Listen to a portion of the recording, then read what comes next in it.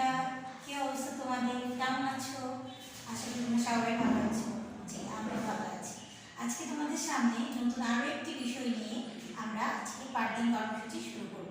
আজকে আমাদের পাঠদানের বিষয় হচ্ছে, দেখো আমি অলরেডি এখানে লিখে দিয়েছি এবং আমি যে স্লাইডটি তৈরি করবো সেখানে দেখো আজকে আমরা যে কোর্সের মাধ্যমে ক্লাসগুলো দেখেছি সেটা হচ্ছে টিচিং জিওগ্রাফি। অর্থাৎ জিওগ্রাফির প্রত্যেকটা বিষয় কি করে আমরা অনেক সুন্দর করে এবং আকর্ষণীয়ভাবে তোমাদের সামনে উপস্থাপন করতে পারি। তোমরা আমাদের আগের ক্লাসগুলো দেখেছো এবং আমাদেরকে অনেক বেশি অনুপ্রেরণা দিয়েছো যে আমাদের পড়াগুলি তোমাদের বুঝতে সুবিধা হয়। তো তারই ধারাবাহিকতা আজকে আমরা অধ্যায় 2 সৌরজগৎ এবং এর গ্রহসমূহের ফটো। এই কোর্সের কোড হচ্ছে BET 3208। আর তোমাদের সাথে শিক্ষক হিসাবে আজকে আমি আছি সাজিদা। তো আজকের এই ক্লাসটি হচ্ছে সিমুলেশন ক্লাস এবং এই ক্লাসটি নবম শ্রেণী, তোমরা জানো, ভূগোল ও পরিবেশ বিষয়। আজকে টপিক সৌরজগৎ। সৌরজগতে দেখো যে বিষয়টি বলছি, সৌরজগৎ হচ্ছে সূর্যকে কেন্দ্র করে যে সকল গ্রহ, উপগ্রহ, গ্রহাণুপুঞ্জ এবং ধূমকেতু চারিদিকে ঘুরছে সেগুলিকে আমরা বলছি সৌরজগৎ। অর্থাৎ ওইগুলো নিয়ে যে বিশাল জগৎ পরিক্রম করে যাচ্ছে সেটাকে আমরা বলছি সৌরজগৎ। তুমি যদি দেখো আমরা দেখাই, যদি এটা আমাদের সেন্টার পয়েন্ট হয় আর এটাকে যদি আমরা সূর্য ধরি, তাহলে এই সূর্যকে কেন্দ্র করে বিভিন্ন ধরনের গ্রহ এভাবে বিভিন্ন ধরনের কক্ষপথে ঘুরছে। ঠিক আছে, এই যে একটা কক্ষপথ, অর্থাৎ সূর্য থেকে প্রত্যেকটা গ্রহ, উপগ্রহ, ধূমকেতু, এখানে উল্কা রাশি, নক্ষত্রপিণ্ড সব কিছু যে তাকে কক্ষপথ করে ঘুরছে, এইটা হচ্ছে ঘুরে একটা জগৎ তৈরি হচ্ছে। এই জগৎটাকে আমরা বলছি সৌরজগৎ। আর সৌরজগতের মূল সেন্টার পয়েন্ট বা এটাকে যদি এ বিন্দু ধরি, এই বিন্দুটা হচ্ছে আমাদের সূর্য। তার মানে বোঝা যাচ্ছে সৌরজগতের মূল কেন্দ্র হচ্ছে সূর্য।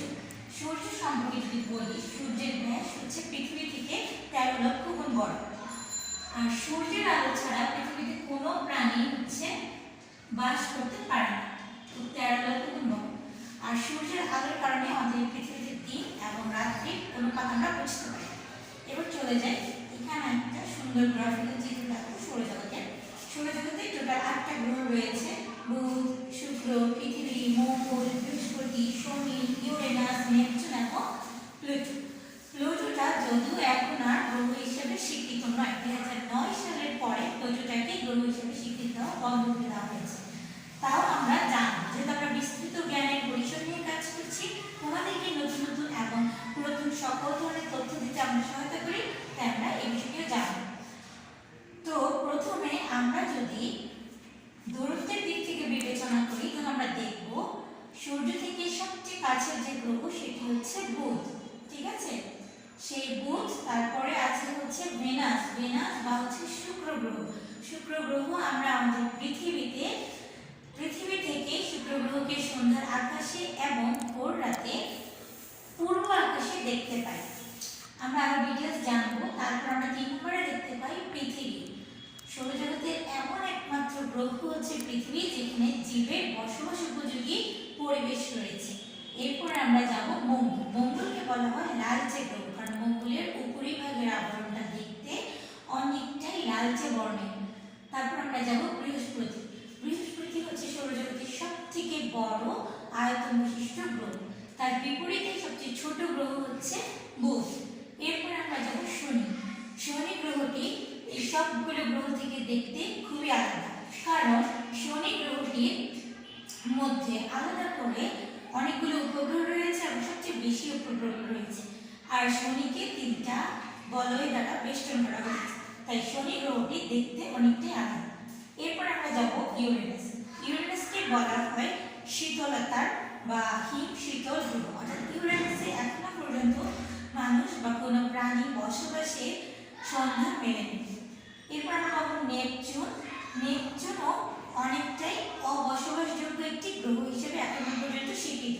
তবে বিজ্ঞানীরা এবং আমেরিকান অ্যারোনটিক্যাল স্পেস ইঞ্জিনিয়ারিং এর যে সংস্থা নাসা, তারা কিন্তু বর্তমানে এই গ্রহগুলোকে নিয়ে আরও রিসার্চ এবং আরও নতুন নতুন তথ্য আমাদের সামনে তুলে ধরার জন্য প্রতিনিয়তই কাজ করে যাচ্ছে। আর সর্বশেষ যেটা বলেছিলাম, প্লুটো এখন আর গ্রহ হিসেবে স্বীকৃত নয়। তাহলে শিক্ষার্থীরা তোমরা বুঝতে পেরেছো আজকে আমাদের সৌরজগৎ কি এবং সৌরজগতের গ্রহগুলো কয়টি। তো সৌরজগতের গ্রহ হচ্ছে টোটাল 8টা, বুধ, শুক্র, পৃথিবী, মঙ্গল, জুপিটার, স্যাটার্ন, ইউরেনাস, নেপচুন এবং প্লুটো। নেক্সট আমরা যাব গ্রহগুলোর পরিচয় সম্পর্কে। দেখো, প্রথমে বলেছিলাম সূর্যের সবচেয়ে কাছে আছে আমাদের বুধ গ্রহ। এইটা হচ্ছে বুধ গ্রহের ইন্টারফেসের চিত্রটা। তো বুধ গ্রহের কিছু বৈশিষ্ট্য আমরা শিখব। সূর্যের সবচেয়ে কাছের গ্রহ বুধ হলেও এর দূরত্ব হচ্ছে সূর্য থেকে 5.8 কোটি কিলোমিটার। কত আমরা লিখে ফেলি খাতায়, সূর্য থেকে বুধের দূরত্ব হচ্ছে 5.8 কিলোমিটার।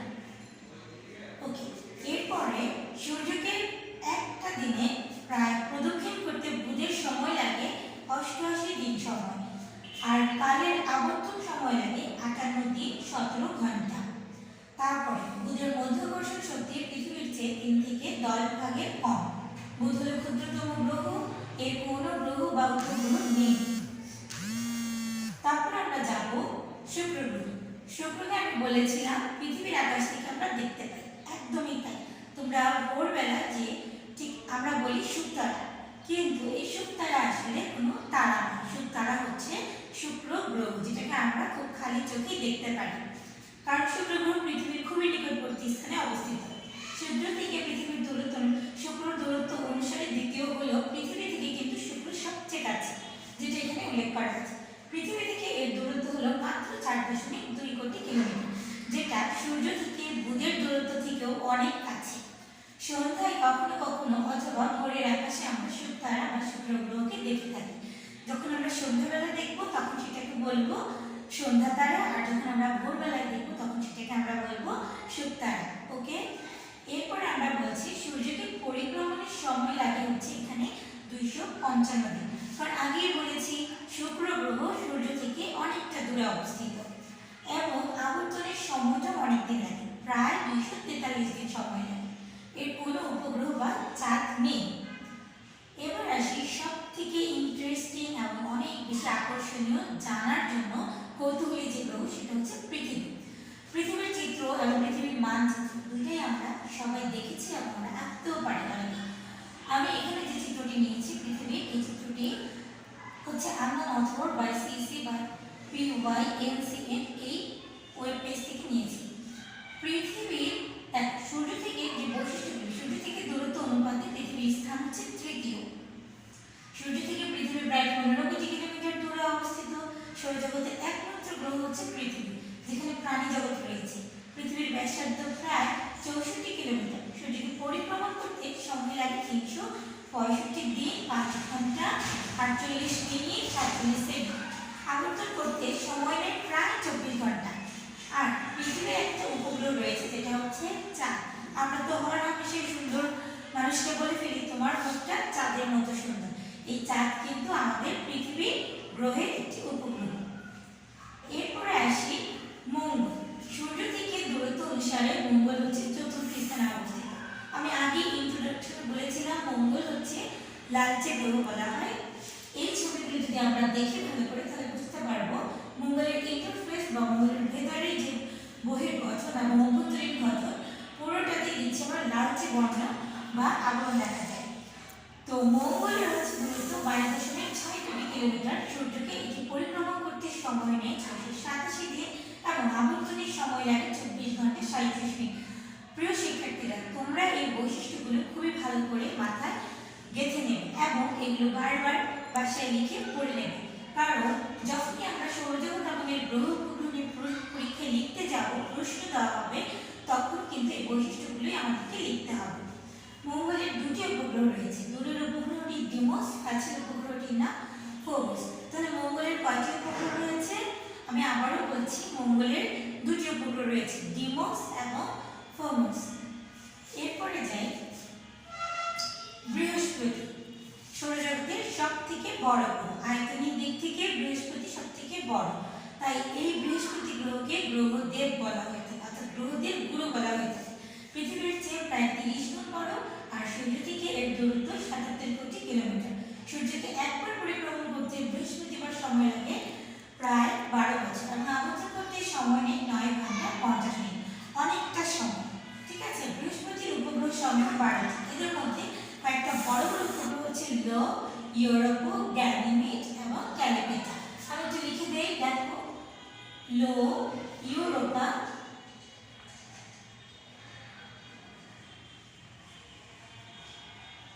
গ্যানিমেড। ঠিক আছে, আর বৃহস্পতির ইন্টারফেসটা এরকম দেখতে, এবং বৃহস্পতির আয়তনটা অনেক বড় হবে। তারপরে যে তোমরা ধারণা করতে পারছো এটা কোন গ্রহ হতে পারে। আমি কিন্তু আগে ইন্ট্রোডাকশনে বলেছি শনি গ্রহটাকে হচ্ছে তিনটা বলয় দিয়ে আবৃত করা। তাহলে আমরা এই চিত্রটা কিন্তু দেখছি এখানে বলয় আকৃতি, অর্থাৎ অন্য সবগুলো গ্রহ থেকে অনেকটাই আকৃতি এবং গঠনের দিক থেকে ভিন্ন। তাহলে এটা নিঃসন্দেহে শনি গ্রহ। তোমরা যারা যারা ঠিক ধারণা করেছো তাদেরকে অনেক অনেক ধন্যবাদ, আর যারা এখনো ধারণা করতে পারোনি তারা সুন্দর করে পরে শিখে নেবে। শনি সূর্য থেকে 143 কোটি কিলোমিটার দূরে অবস্থিত। দূরত্ব অনুসারে ষষ্ঠ স্থানে রয়েছে শনি। আয়তনে এটি দ্বিতীয় বড় গ্রহ। আর শনি গ্রহের 4টি বলয় বিশিষ্ট চক্র রয়েছে, তবে 3টাকে প্রধান বলয় হিসেবে দেখা হয়। শনির 10টি উপগ্রহ রয়েছে, তবে বর্তমানে শনির আরো অনেকগুলো উপগ্রহের সংখ্যা আমরা বিজ্ঞানীদের মাধ্যমে জানতে পেরেছি। এরপরে আসি ইউরেনাস। ইউরেনাসকে শীতলতম গ্রহ বলা হয় এবং আয়তনে এই গ্রহের স্থান হচ্ছে তৃতীয়। ইউরেনাসের 5টি উপগ্রহ রয়েছে। ইউরেনাস সূর্য থেকে দূরত্ব 280 কোটি কিলোমিটার। আর ইউরেনাসের কোনো ভালো ইন্টারফেস এখনো পর্যন্ত বিজ্ঞানীরা তুলে ধরতে পারেনি। তবে আমি এখানে যে ছবিটি দিয়েছি এটি ভয়েজার 2 থেকে তোলা আমেরিকান একটি সংস্থার পাঠানো ছবি থেকে। এবার আসি নেপচুন। নেপচুন হচ্ছে সূর্য থেকে অনেক দূরে অবস্থিত, প্রায় 446 কোটি কিলোমিটার দূরে। দূরত্ব অনুসারে এর অবস্থান হচ্ছে অষ্টম। এই গ্রহের 2টি উপগ্রহ রয়েছে এবং এটি দেখতে নীলাভ আকৃতির একটি গ্রহ, তাই এই নেপচুনকে বলা হয় নীলাভ গ্রহ। এরপরে আসি প্লেটো বা নিষিদ্ধ গ্রহ, অর্থাৎ যে গ্রহটি এখন আর আমরা পড়ি না, বইয়ের আওতায় থাকে না। তাও আমি তোমাদের জানার সুবিধার্থে কয়েকটি তথ্য দিয়ে দিচ্ছি।